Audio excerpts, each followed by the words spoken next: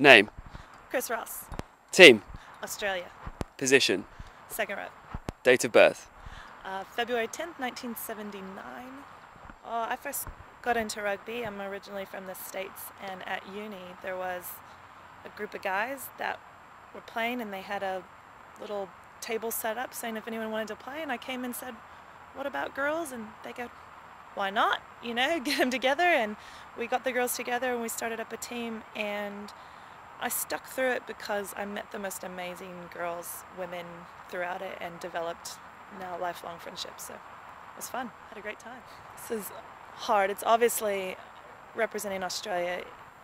It's amazing when you know, I don't know if it was the moment I got the phone call saying you're on the squad. I don't know if it was the moment I got the jersey presentation saying you're starting. I don't know if it was the moment that I got to captain this tournament, my team running out there, or playing the game, you know, the feeling before in that locker room. And then of course there's my club side and winning our first grand final we ever won. If it wasn't for that, I would have never made it here, and if it wasn't for those girls. So it's a plethora, many things. I would have to say one of the most inspirational people I've played with is Bronnie McIntosh. She is a friend who I met in Australia and who taught me just passion and aggression and mongrel and friendship and family, and she's so inspirational still to play with. She's retired from Australia, from representative rugby, but she's amazing as a inside and out. It's tough in different ways. I can't go past the Kiwis at the moment. They are looking the goods, and we got a bit of a dusting up by them. So I would say probably, yeah, Kiwis. Anything that's not nailed down. I don't have anything specific I eat. I try to stick out of rituals because then I reckon if you mess up the rituals, it throws you off your game. But I like to have a big, solid breakfast. Usually games tend to be in the afternoon, and I tend to get a bit nervous before, so I don't eat as much before. So big breakfast, bacon, eggs, the works.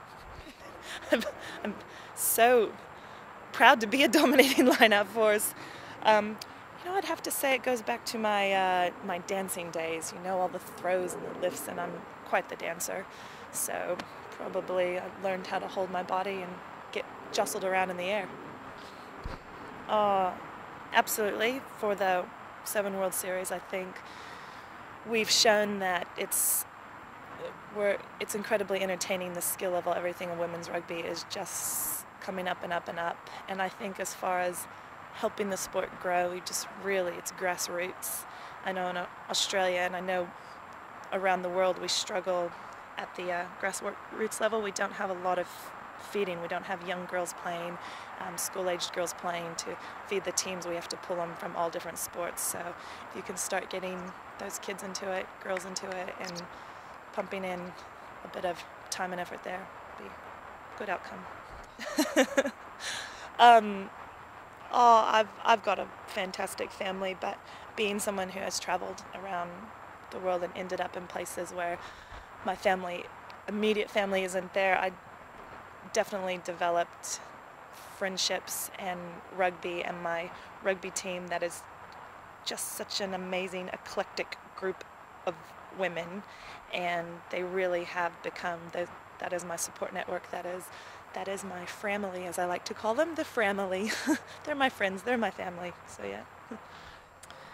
Keep playing, keep working, keep striving always to be your best, and above all, have fun. I know it's really cliche, but you gotta love it, and if you don't love it, and if you're not having fun, you're never going to want to put in the work when it's rainy and miserable and you're running sprints and you're the only type 5 forward and all the backs are running circles around you, and you just gotta, but if you love it and at the end of the day you're passionate about it, then it will come. Like, everything else will come.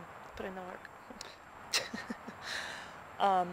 Erin Morton, she was someone who sent a question, someone who's incredibly knowledgeable about sport in all facets and areas.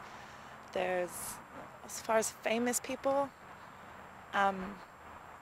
Michael Jordan, someone hard to go past, just someone who achieved the greatest and the best and the pinnacle of his career over and over and over again. So, yeah. Oh, jeez. Favorite film? Depends on the mood, but I'd say Princess Bride, probably.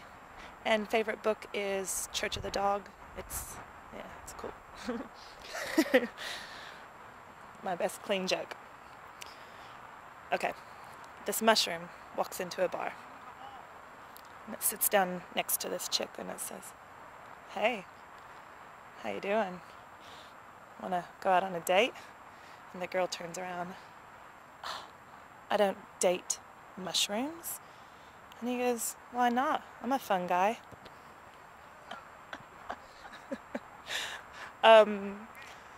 Oh, let's go. Speedy Gonzales, is that a superhero? It's really fast. Something I reckon I'm lacking. Andale, andale! Speedy Gonzales, go him, yes. John Manenti, our coach. Sorry, John. Underestimated, I wouldn't really be able to speak on that. I think Australia has that knack that in any sport and anything they do, everybody always expects something from them. Have we gone beyond expectation? Maybe for some. I don't know, personally we were reaching for the top, but I do think a team, anytime they come up against us, goes, maybe they're not supposed to win, but they've got that Aussiness in them, and so I don't think anyone ever looks upon us lightly.